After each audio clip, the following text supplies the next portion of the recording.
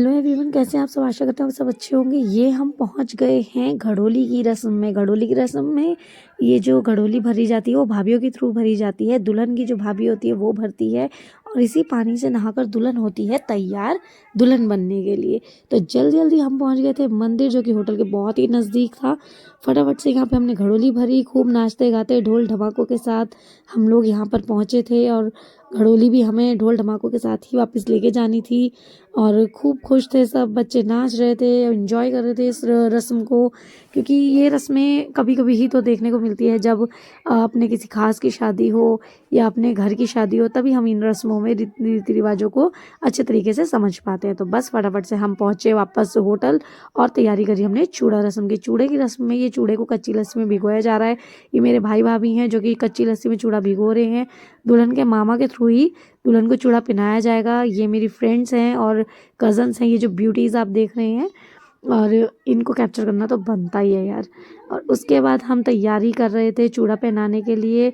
चूड़े को भिगो रहे थे अच्छी तरीके से, और उसका जो भी रीति रिवाज है, जो कि पूजा पाठ है, वो पंडित जी से हमने करवाना था। इतने में दुल्हन तैयार होके आ गई और पंडित जी उसके साथ पूजा पाठ कर रहे हैं, जो कि रीति रिवाज है वो पूरे कर रहे हैं। पूजा पाठ करने के बाद ही दुल्हन को जो है चूड़ा मामा के थ्रू पहनाया जाएगा। जो मामा है उसका, मतलब मेरा भाई, वो चूड़ा पहनाएगा। तो बस यहाँ इसकी पूजा हो गई थी ऑलमोस्ट पूरी, और मैं पीछे आपको नज़र आई होंगी बैठी हुई।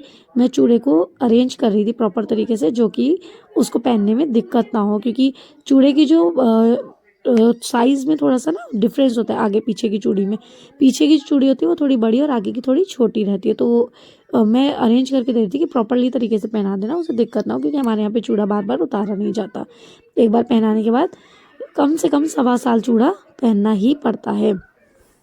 तो बस यहाँ हम लग गए थे चूड़ा पहनाने के लिए। चूड़ा को मैं धागा से खोल के दे रही थी अच्छी तरीके से, और रीअरेंज करके दे रही थी कि ढंग से पहनाओ, कि तरीके से कि उसके हाथ में लगे नहीं। तो बस यहाँ चूड़ा पहनाने की रस्म हो चुकी थी पूरी, और पंडित जी के थ्रू इसके हाथ में, दुल्हन के हाथ में और पैर में एक धागा बांधा गया, जिसे हमारे यहाँ पे गाना बोलते हैं, जो कि एक बहुत ही प्यारी रस्म होती है। जो शादी के बाद लड़का लड़की दोनों एक दूसरे के हाथ पैर के धागे को खोलते हैं।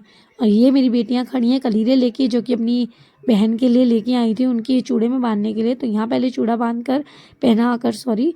चूड़ा पहनाकर उसे बांध दिया गया, उसे ढक दिया गया, क्योंकि हमारे यहाँ पे दुल्हन जो है अपना चूड़ा नहीं देखती है।